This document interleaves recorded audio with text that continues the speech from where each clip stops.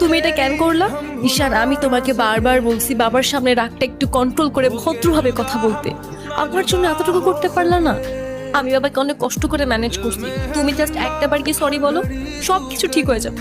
আমি কেন সরি বলবো? উল্টা তোমার বাবাকে বলো আমাকে এসে সরি বলতে। ঈশান, ফল্ট তোমারও ছিল। তুমি বাবার সাথে শাউট করছো। আর একটা সরি বলে যদি সবকিছু ঠিক হয়ে যায়, কেন সরি বলবা না? কারণ আমি সরি বলি না, আর বলবো না, বলছি তো বলবো না, ব্যাস। তোমার ইগোর জন্য না তোমাকে কিছু বলতেও আমি ভয় পাই। সেদিন তুষার সাথে যা করছো, তারপর থেকে তোমাকে কোনো কিছু বলার সাহস পর্যন্ত আমি পাই না।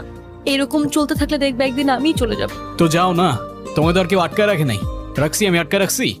ঈশান প্লিজ একটু বোঝার চেষ্টা করো।